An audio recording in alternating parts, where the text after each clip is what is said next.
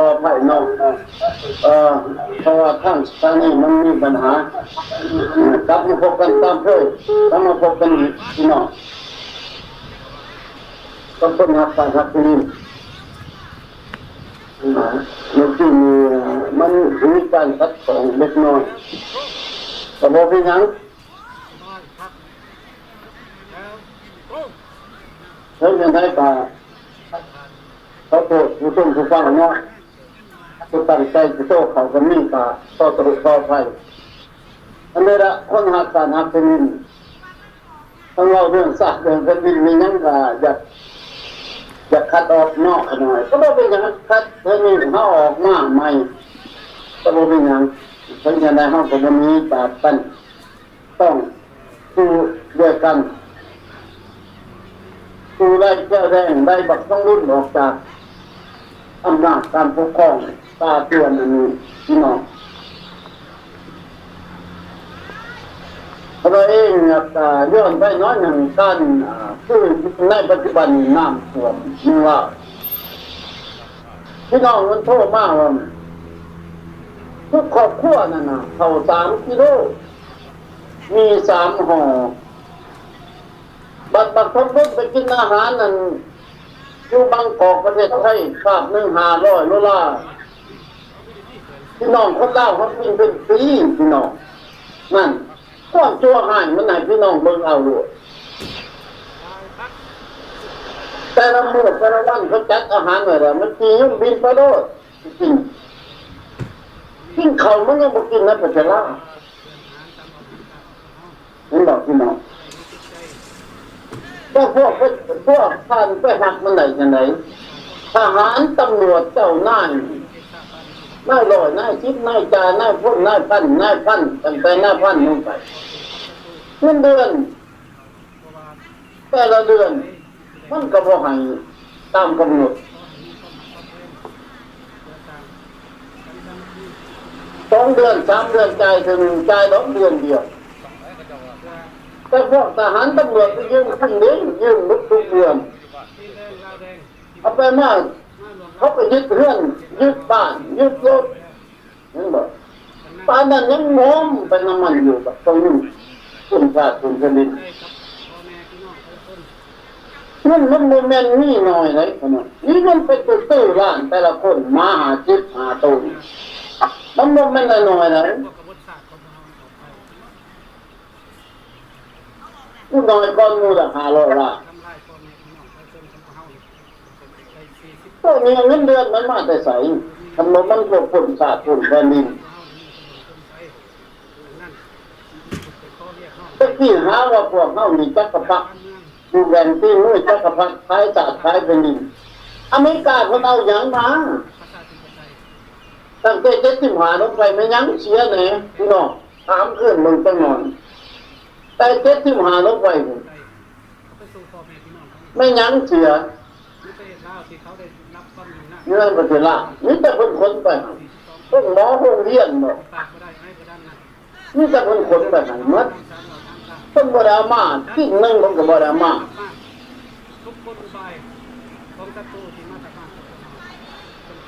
ป้านั่นน้ำจองน้ำจองพันทอดเท่าคู่มือมากราบตีนเขาขอเงินก็ยังมาดูถูกเขาอยู่เห็นบอกมันตัวซาขนาดใดพี่น้องเขาเอิ้นว่ารูปเงินที่มือจักรพรรดิแก้ว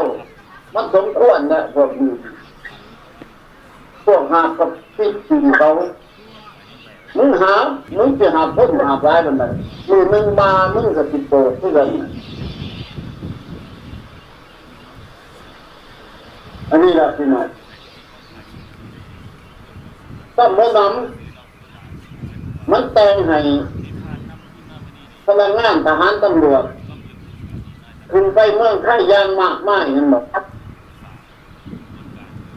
ขึ้นไปแบบบ่เป็นพาสปอร์ตเมืองไทยโมเมนต์คนบ่มีหัวคิดกับปัญญาต้องขึ้นไปอย่างหลวงหลายเมื่อเพิ่นเฮ็ดกฎหมายออกมาคนเล่าเขาก็ดิ้นรนคนตะการในบ้านบ่มีการมีงานเฮ็ดไปย้อนบักต้องลุก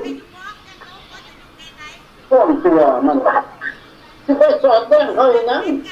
ขนาดปริญญาก็ยังไปทำอยู่ขอนแก่นอยู่เลยพอเห็นไปทำอยู่ประเทศแก้วหรือประเทศแก้วมันห่างมาโลดนะเรียนข้อหลับตามาโลดทุกแผนมาไม่การนี่แหละพวกนั้นลูกกระแทกหัวจุกทั้งหลายเลยหมดเป็นตาอายศาสตร์อายคดีมันก็เดือดเต็มหน้าจอหมดโว้ยเป็นชีวิตบ่เคยพบชีวิตบ่เคยพบชีวิตบ่มีชีวิตหิวหยุดหิวสั่นพวกนี้ก็แต่หัวจุกทั้งหลายบ้านเฮาพี่น้องท่านทำให้อยู่บ้านนอกนี่เห็นดอกลูกกระแทกแบบเดียวกันเลยก็บอกหัวตะกะแตนมันขึ้นครับกระต้าตีแบบเดียวกันนั่นแหละถ้าเราไม่แนวเดียวกันมันเข้ากันไม่ได้ใช่น้ำกันไม่ได้พวกเขาก็เขาก็ไม่ได้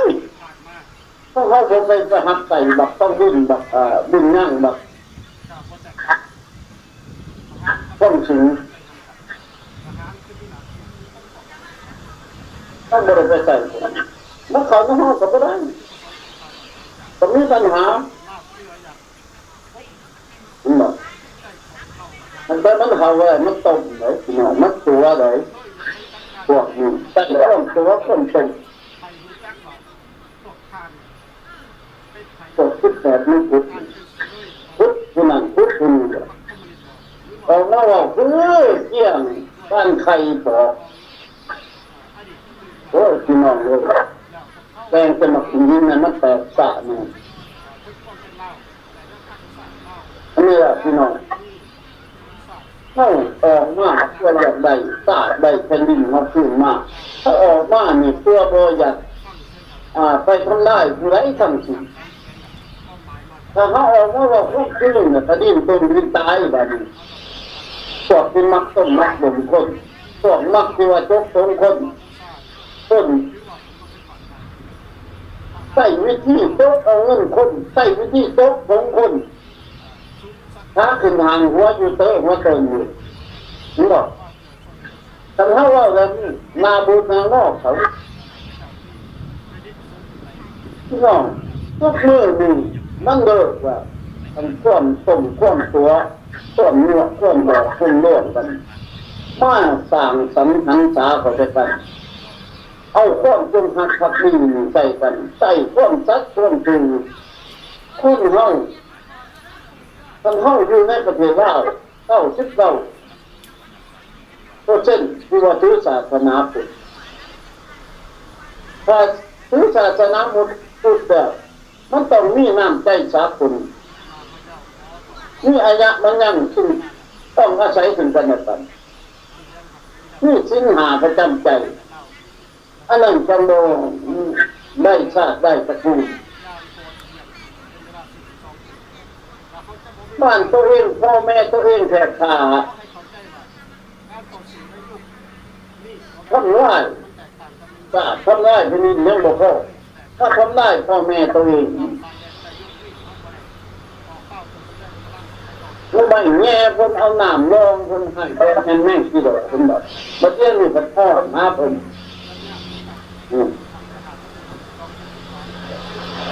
แต่ก็มันดอกมันอยู่ที่แบบโอ้พวกน้ำผมคงพี่น้องท่านตื่นใจพี่น้องที่ยังบ่อยากพูดบ่อยากสนับสนุนคือต้องตื่นใจว่าเกิดว่าทำตอนเฮาสิเบิ่งตอนเฮาสิสนับสนุนหรือว่าสิคือว่าเพราะว่าแต่นักการเมืองพระสงฆ์องค์พระเจ้าคือกันนักร้องนักรำด้วยกันมันเข้ามามันเอาแต่มึงพวกเจ้าอย่างเดียวเลยมันไม่ได้สนใจว่าเจ้าบ่มีมัน มันตูดกระพงน้อยให้น้อยเดียวนึงก็สิตายละใบยอดผลผลยี่ห้อขึ้นมาเลยแต่ว่าพระสงฆ์องค์พระเจ้าก็ยังชื่อนิ้วมือขึ้นตอนยอดพอเอ้ยจะขึ้นสวรรค์ต้นฟ้าใบสิบใบเศร้าโผล่ขึ้นมาเลยทั้งหมดปัดซาหนาแผ่นดินนะทุกคนแน่เบิ่งแท้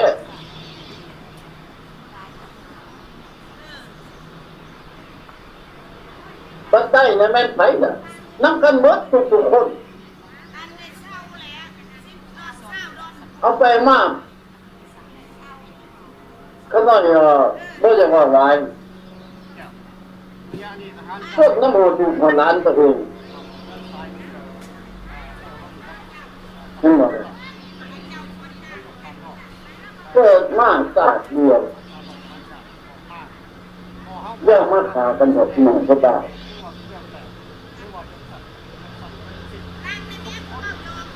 ก็โกรธน้องนี่แหละพี่น้องถ้าว่าพี่น้องเมื่อคนเล่าเข้าใจสิ่งที่ว่ามันเกิดขึ้นแล้วสิ่งที่ว่ามันเสียไปแล้วเขาเห็นจังไหนเขาจะได้ขึ้นมาเขาเห็นจังไหนเขาจิตชนะมั่นคงนี่จริงเดียวพี่น้องต้องเข้ามาเอาข้อจริงเข้ามาบอกกันต้องเอาข้อสัตย์ซื่อเข้ามาบอกกันเข้ามาจับมือถือแขนกันนักการเมืองทุกนักการเมืองทุกพรรคใครจะเห็นแนวไหนใครจะไปแนวไหนเจ้าไปหาปลาคอยไปหากบเจ้าไปยิ่งนกคอยยิ่งกระหอบเอ้าเจ้าไปครัวแล่นก็ไปครัวเต่านี่หรอเอามาหกกันเบิ้งที่ไหนน้ำได้ได้ที่ไหนกินดุนสดเยอะมากแต่อันนี้ก็คือกันทุกคนจะหาทุกคนจะเห็นทุกคนจะทำเราต้องช่วยกันรุ่งเรืองขึ้นมาเลยถ้าว่าฮักกันแท้อยากได้ประชาธิปไตยพวกต้องลงไหลไปฝันน้ำเกียรติแต่สักสีขึ้นเกินไปลดออกหน่อยนึงก็ดีในอดีตเขาบริวารอย่างแต่ปัจจุบันว่าเหลือโตว่าใหญ่เกินควรมันอายหน่อยไม่ได้ยุ่งถึงหน้าหน่อยยังอายตามเป็นบวกของศาสตร์ของแผ่นดินคนเราต้องรู้จักอายรู้จักเจ็บรู้จักปวดถ้าเป็นอุปนิสัยมากเลยกันเราไปสมัครวันก้อนกันอยู่ที่ปัจจุบันก็เพราะว่าเจ้าที่คอยเขาว่าคอยเก่งก็42 ปีแล้วไม่ไปดีมันเถอะทหารกล้าเขาก็ออกมั่งที่2สูงสุดของพวกเราคือทานในพ้นทุกใจทานในพ้นปวดท้องทานในพ้นเชื่อที่ว่าคนยังมีอายุอยู่ในปัจจุบันนี้ทั้งแม่นคนเฒ่าแก่จิตใจของเพิ่นได้ด่างได้ยศใส่แผ่นดินลาวเนี่ยเพิ่นจะบ่ลืมประเทศชาติบ้านเมืองเฮาเพราะฉะนั้นเพิ่นจึงออกมาเป็นที่ปรึกษาสูงสุดให้3เหล่าทหารกล้าของ3เหล่าทหารกล้า3เหล่าทหารกล้าตั้งขึ้นมาปีที่2แล้วเพื่อพวกปกป้องเกียรติและศักดิ์ศรีท่านนายพลท่านนายพันหรือว่าหน้าลอยนายชิดนายจ่าฮอดพ่อให้ชาวนาเฮา3ทหารกล้านี่เป็นหัวของศาสตร์ของแผ่นดินเพราะฉะนั้นพวกขน้อยออกมานี้เพื่ออยากได้ประชาธิปไตยเพื่ออยากได้ความเป็นทางที่ของประเทศชาติบ้านเมือง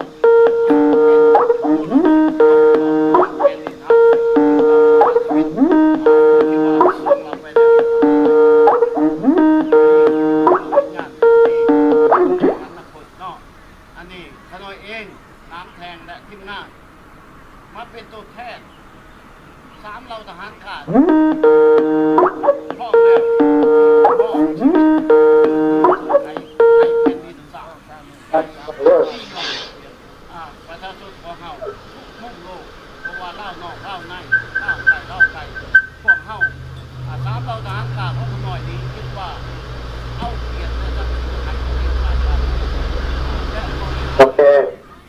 ได้เหรอ ทั้งแต่ว่ามี เจ้าแต่ละโอเคเอาเชิญเลย ว่าบ่ทนไว้บ่งาม เจ้าก็ร่วมกันใจได้แล้ว สิ่งใดมันดี ตัวเองก็เรื่องการรัฐมนตรี ขอให้พ่อแม่ ที่จะลงสวรรค์ประธานที่ปรึกษาสู่สิทธิกองทานรองประธานจากคนโดยท่านคนบ่ต้องและท่านคนศิลปะธรรมงศ์ต้องเกิดเจตที่จะต้องมีความปฏิบัติที่ต้อง บอกเขาหน่อย เพราะท่านที่มาเป็นประธานคณะทุกท่านวันนี้เกิดและสมาชิกทุกท่านเนาะก็ดูเนาะ พวกอันดาอปล ท่านบอกเรื่องนี้ อปล คนสมาชิก นี่ครับ เล่าของพวกเขา แล้วก็พวก เขาจะเห็นว่า ใหญ่ๆประเทศ งานพอสมควรนะที่ว่าเขาพูดเล่าต้องสมาชิกกันเป็นเชิงการ ทิ้งข้างรังเกียจ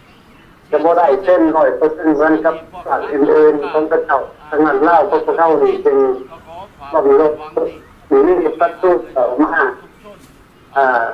ทำลายยามนี้อยู่ตลอดเพราะเขาขาดความสุขที่มาแต่ต้น ทหารและตำรวจแต่ก็ ต่อเขามาหอบทางประเทศ20 ปีมาแล้วเขาเป็นมีสมาชิก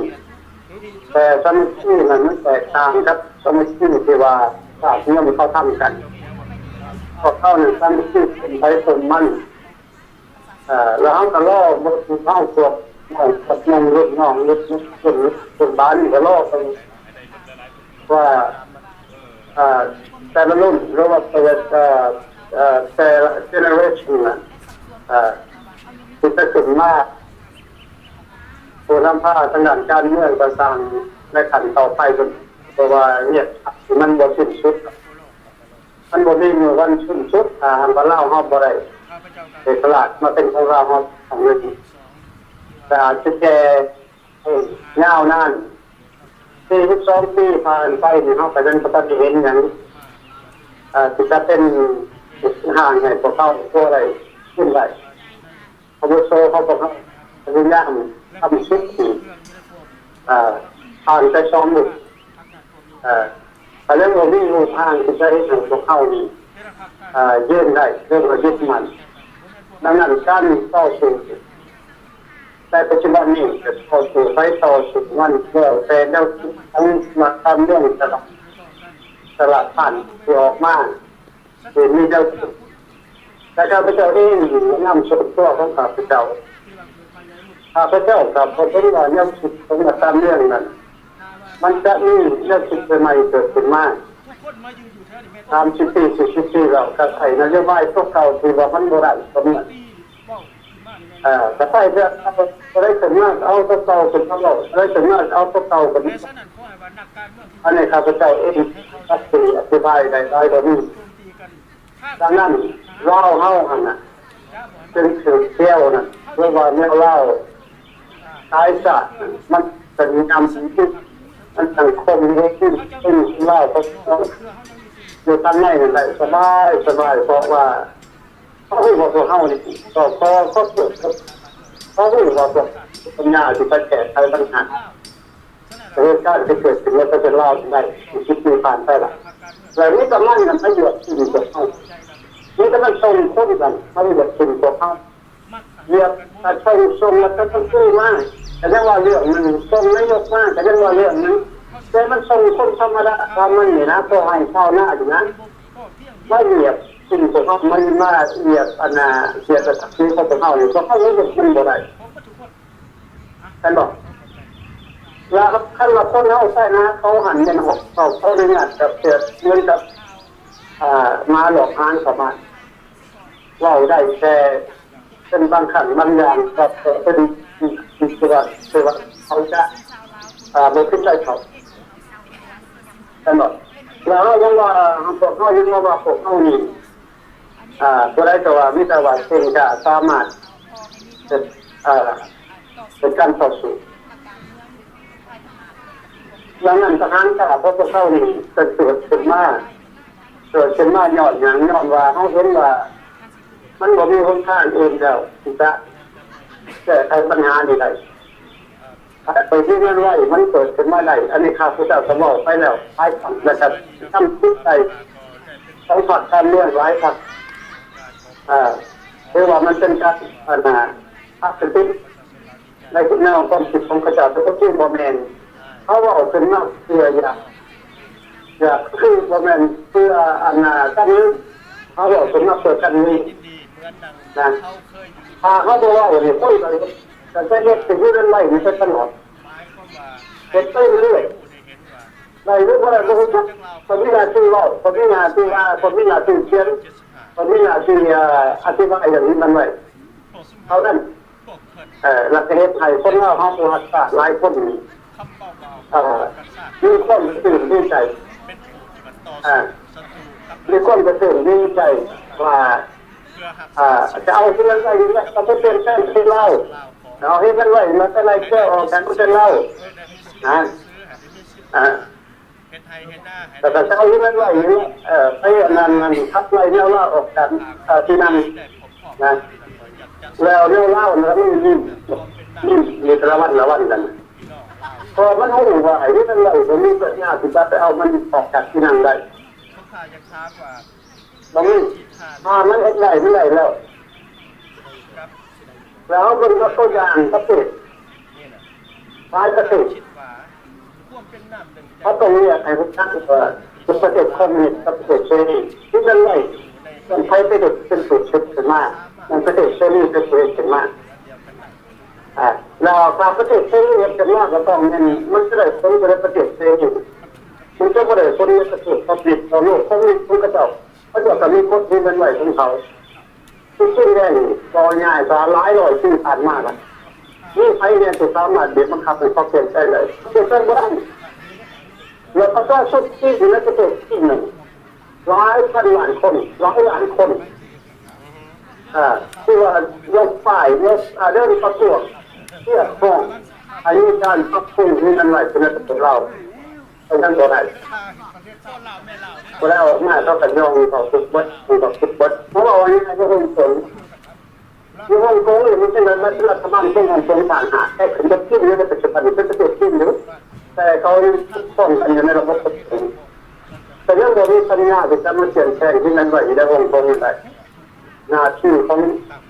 กฎเกณฑ์ของคอมมิวนิสต์เขาก็ต้องใส่กฎคอมมิวนิสต์บริษัทสมัครเป็นอะไรแล้วมันรถจะใส่ติดต้นมันที่หักลิ้นวันที่ท่านเปลี่ยนแปลงอยู่ในประเทศลาวนะเข้ายาคือนิดหน่อยในวงการเดียวกันวันนี้ไม่ไหวยิ่งกว่านี้เขาประวัติดีเห็นเป็นแต่ว่าจะไปคิดหมันนี่แค่คิดขั้นเดียวเนี่ยว่าเอาตรงนี้มันไหวนะเอาตรงนี้มันไหวนะถึงจะเข้าสัญญาเดียวพระเจ้าเข้ารูปร่างนะเป็นแล้วไม่ได้ไปแล้วแต่ว่าอันนี้แหละมันเกิดสัตว์พุทธนะมันเป็นจุดอ่อนของเราปรับปรุงข้ามเองต้องการประเทศที่จะเป็นการเปลี่ยนแปลงในประเทศเราไปบนเส้นทางแล้วโอเคเรื่องที่มันจะต้นประโยชน์ในทุกแต่การของมันจะต้องการเปลี่ยนแปลงกับประเทศต้องมันต้องการเปลี่ยนแปลงกับประเทศต้องแล้วมันเรื่องนั้นที่ต้องเปลี่ยนคิดใจคนดูสิบริเวณกฎหมายบริเวณประเทศบริเวณนานาอำนาจการปกครองที่เป็นไรเล่าเขาส่วนใหญ่บอกเข้าใจบอกคุณจักว่าที่มันคืออย่างนี่ตลอดมันคือเป็นไปพออยู่ว่ามันคือมันเป็นต้นอากาศมันจะเหตุง่ายที่มันไหวมันไม่ได้เหตุง่ายที่มันไหวเพราะมันไม่ขอมันไม่คุกแต่เราก็ต้องเขียนแบบนั้นแหละที่มันไหวพอไม่จะคอปปี้มากส่งให้เจ้าคอปปี้ส่งไปให้เจ้าเพราะนั่นนี่มันแบบจะเห็นใจเธอนี่จะเห็นใจจะมีคุณภาพจะมีหลักฐานจะไม่ได้เรื่องจาก NGO ได้หลายหมอบ่หลายจะได้ประมาณ4,000-5,000มันเรื่องนี้อะไรเป็นข้อซอยแต่ว่าก็พวกเราเขาแต่เขาโบต้องการเงินจำนวนนึงเขาจะเช่นว่าเล่าเช่นจะได้เขาจะเป็นใจไหนข้าพเจ้าปัญญาหรอกว่าที่มันไหวเอาบ่ได้จะไปตั้งจิตใจนักการเมืองบ่ได้จะข้าพเจ้าขอโทษอันนี้ต้องคิดต้องขัดเดียวเพราะมีโลกในโลกนี่โดยประเทศในโลกนี่เป็นเขาเปลี่ยนแปลงกับการปกครองเลยที่ดูได้ตรงนี้มันขาดคนตายกับคนหมดเปลี่ยนมันขาดคนบริจาคแล้วมันยิ่งเป่าให้เห็นให้ทราบประสาทเห็นมันยิ่งเป่าให้ทราบพวกเห็นนะที่ใครเปลี่ยนแปลงเขาได้เป ก็ใช่บ่ได้แต่หาจิ้มที่เฮ็ดบ่ได้หาจิ้มเขาไปช่วยกันบ่ได้มันเป็นประเทศของเขากฎเกณฑ์ของประเทศเขาเราเฮาก็คือกันมันเป็นกฎของเขาที่เขาจะมีสิ่งบ่ได้เป็นเรื่องของเขาเขาบ่มีเงินเขาก็มาขอต่างประเทศเอาให้เขา10 ล้าน9 ล้านเอาไปแล้วเขาตั้งประชาชนเรื่องใหม่เรื่องของเขาใช่ป่ะแล้วเขาไม่ได้จะในห้องแก้ไขปัญหาตรงใดเราวิชาอื่นผ่านนั้นแต่นอกจากสัญญาอนุสัญญาเนี่ยมันไม่ตายจากเกิดระบบ100 ปี1,000 ปีก็ตายขาดพวกเขายังมันขาดพวกเขายังนิ่งขึ้นมาว่านอกจากเราคนเล่าเขามีส่วนใหญ่โดยจากนอกเชิงแล้วนี่จะเป็นจุดก่อนมันพวกเขาเราหาเราแดงทุกโซแดงกันนี่พลังสมนักเพราะเขาโบจักเป็นทางของเมืองท่านบอกนี่จะบอกนี่ว่าจะไปเที่ยวออกนี่จะบอกนี่จะไปเงาเล่าอันนั้นอำนาจการปกครองออกแต่กฎหมายของเนี่ยมันที่ขอได้มันที่แล้วขอได้เกี่ยวกับพรรคการเมืองแต่ละพรรคเนี่ยเขียนไปดินเรียนแต่สหประชาชาตินี่จะบอกเรื่องการข่มเหงหนีเองนี่จะบอกเรื่องจักรเพราะฉะนั้นอันนั้นมันจะนี่จะแก้ไขในระบบประเทศทหารก็เขาเขียนหายาโจ้ไปหลบเลยนี่สนัดจอบทุกโลกทั่วประเทศยานประชาชนเป็นขาเขาจะมีเขาตกเป็นการโอ้คนเขาเห็นเขาจริงจังเลยคนเขาบอกถึงนั่นเหตุการณ์เป็นตัวเทียบของเอาเวียดนามคืออันเป็นปัญหาฟ้องร้องเลยเห็นบอกแต่ว่าคนล่าเขาโมหันต้มสนใจคือว่ามันเป็นไฟโบได้จะพูดจะได้วันเป็นไฟโบได้จะพูดจะได้วันมีเอกสารถ้าพระเจ้านักฆ่าจะต้องซอยกันเราจะเห็นยิ่งใหญ่เขาประชับสนับสนุนเขาจะฟ้องร้องแบบศาลก็ท่านก็บริสุทธิ์ในวัดนะอันมันจะรับบริสุทธิ์แต่มันแค่นี้ก็บริสุทธิ์นะแค่แต่ว่ามีโป้มีปั๊บแต่ในโซนหันไปแล้วเอาว่าคนหักศาสตร์ด้วยกันเอาว่าคนมีการเมืองเอาว่าเห็นชกการเมืองกันส่วนร้ายใครขาดพระเจ้าโดยเห็นคนจุกกันเงินแบบส่วนร้ายจะไม่แต่ว่ามาเยี่ยมผู้สิ่งแวดล้อมอยู่ในต่างประเทศนี้รุ่นต่อรุ่นแล้วแต่จะบอกรุ่นไทยนั้นทำนั้นเดียวกันเพราะว่าเรื่องจากสภาพนั้นเดียวกัน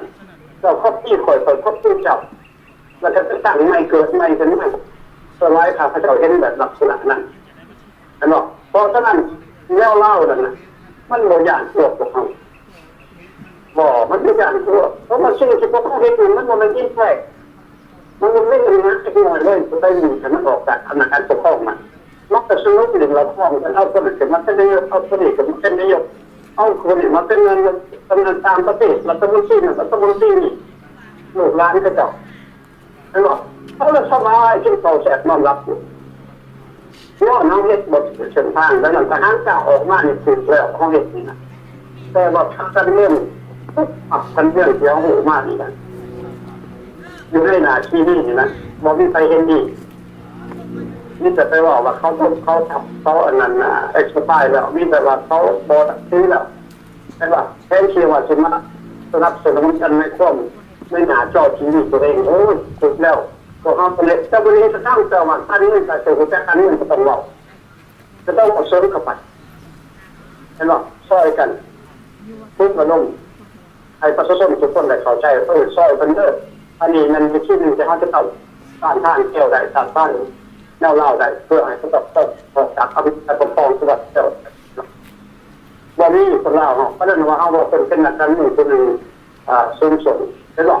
เขาอ่านไม่เกี่ยวผ่านทางเชิงเขาไม่เกี่ยวกับรัฐบาลนักการเมืองเล่าเขานี่นะโมเดลนี้การเมืองสูงต่อไปเช่นแต่ว่าจากนี้หนาไม่ตาในสังคม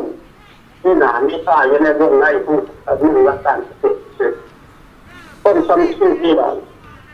อันนี้เขาจะต้องพึ่งต้นสมุทรเนี่ยหลายพระเจ้าเองนะครับพวกนี้เรียกว่าอยากให้มันอยากเห็นสังคมเล่าเขานี่แต่มันจะใช้หน่อยเป็นไงครับปัจจุบันทั้งหมดทั้งมวลเห็นต้นสมุทรแบบเล่าแบบศาสตร์เองแต่เขาสมุทรแบบโมเดลศาสตร์กันบอกอันนี้จะลำบากอยู่จังว่า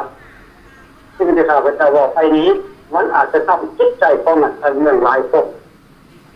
พระเจ้าขอโทษเพราะว่าเรื่องจริง เขาบอกว่าเรื่องจริงกันแล้วก็หลอกกันมาตลอดหลอกกันว่า10 ปีจะหลอกไปหมดมี50 ปีแล้วขาดใช้เรื่องเชื่อขาดของเรานี่นะข่าวว่าประเทศลาวมีการเปลี่ยนแปลงไหววันนี้มันไหวดีเอาข้อเอาเชือกผูกข้อขาพเจ้าแขนหลบเอาไปจะให้แขนข้อหากว่าเขาเปลี่ยนการปกครองนี้แล้วจะเล่าเลยโดยที่มันไหวเรื่องอะไรเกี่ยวกับฝ่ายแล้วให้เล่าไม่เอกราชโดยที่มันไหวเนี่ยเอาไปเอาข้อประกันหลบพอข้าพเจ้านี่แต่ก็เล่าท่านก็หูนี้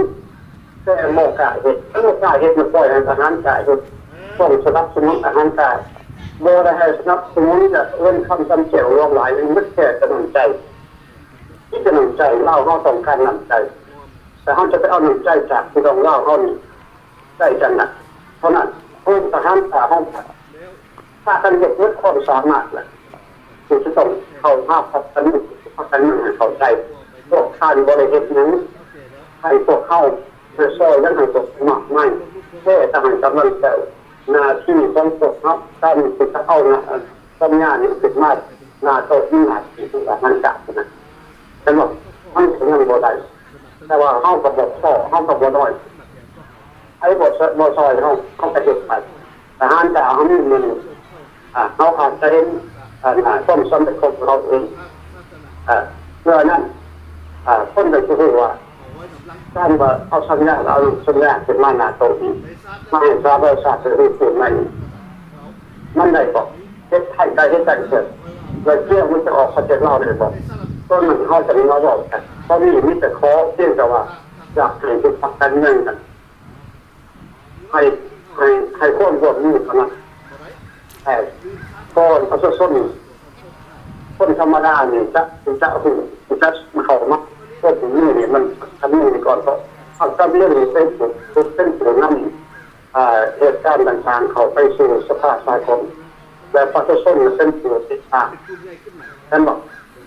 แล้วคนเข้าประชาชนแล้วมาให้หนักไม่หลายแสนคนให้ในทางที่มันง่ายผ่านน้ำเสร็จพอแล้วมันง่ายเลยกับใครทำงานมันเลยมันชื่อเลยกับใครทำงาน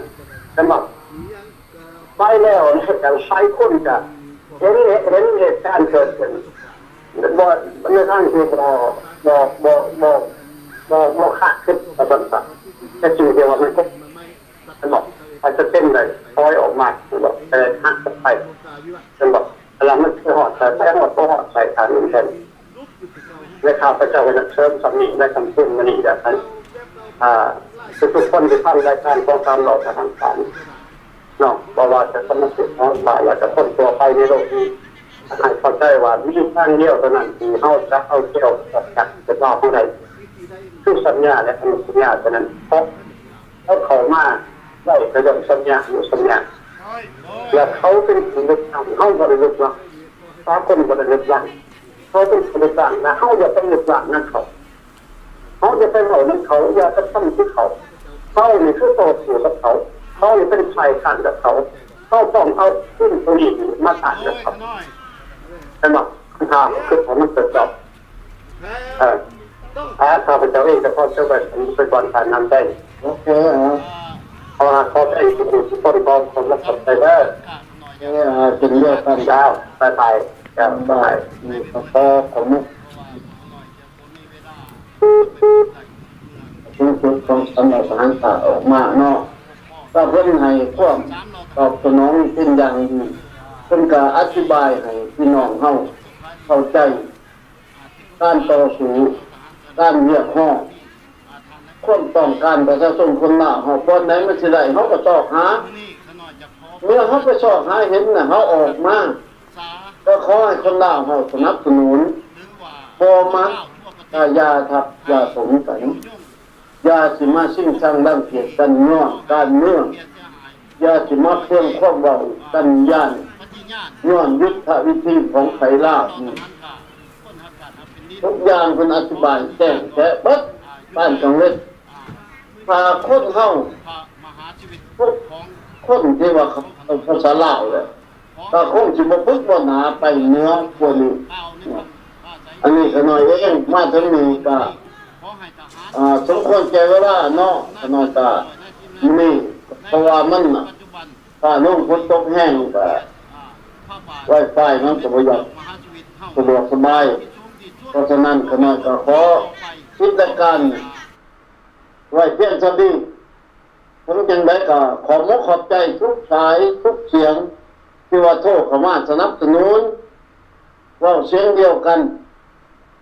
ถ้าว่าเฮาเว้าเสียงเดียวกันแล้วจับมือถือแขนกันพร้อมได้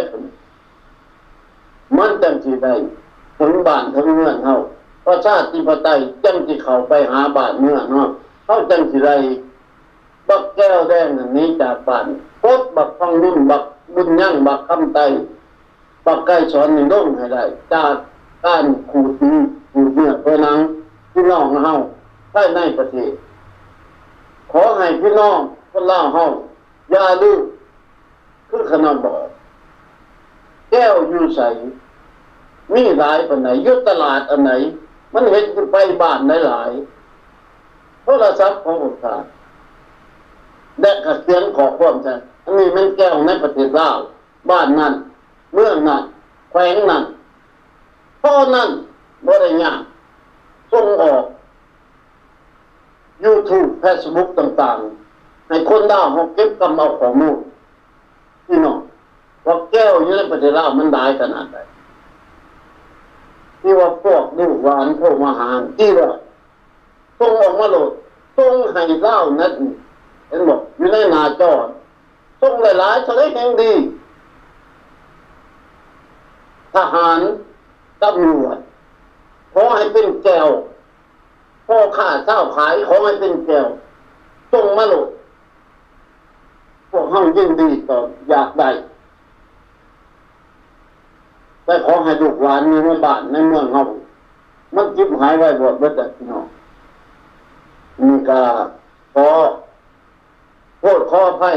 เพราะว่าเฮาเว้าคิดมุกคิดใจนักการเมืองบ่พ่อแม่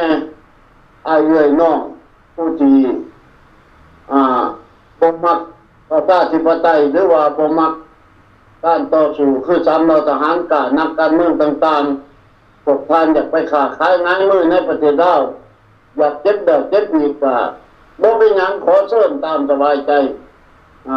ปักตรงนี้ลดผ่านให้ท่านนะท่านก็ไปถ้าว่าเจ็บก็ได้มาอย่าสิไปให้นี่แจ้มันขอห้องมาเปิดหน้ากากมันพี่น้องนี่ก็ทำขึ้นนี้หน้ากากขอจบเพียงตัวนี้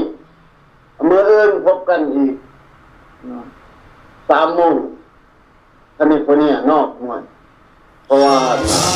ทุกเสียงทุกท้ายพี่น้องม่วนต้นคนดาวเฮาทุกมุมโลกได้ฮับขึ้นมาฟังทั้งฝรั่งเศสยังไม่นอคำบ่ยังปูลินบ่น้ำอยู่ทั้งนั้นเยอรมันบ่แคนาดาฝรั่งเศสบ่ตะขอความคิดฮอดคิดถึงความจงรักภักดีไปถึงทุกครอบครัวนอกจากนั้นอันนี้ก็ขอจบมือก็ขออำนาจก่อนสำหรับตายประมาณ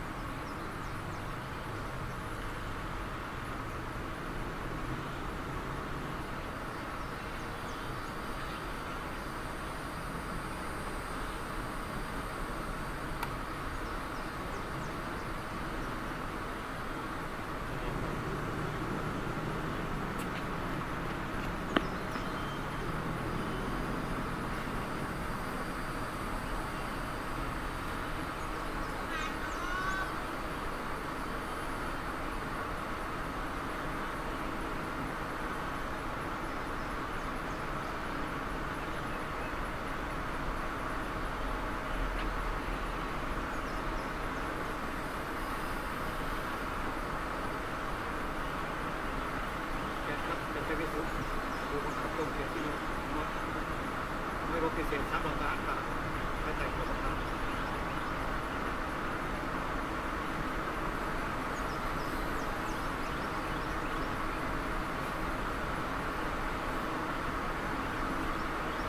เดี๋ยวพัก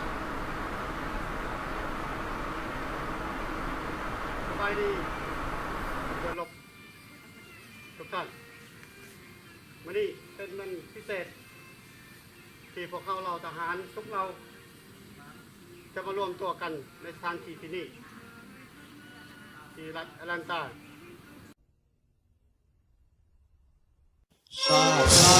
ตั้งแต่เดินทางขึ้นชื่อลือชาอยู่ในอาเซียนชาวเราผูกพันไมตรีห่วงใจ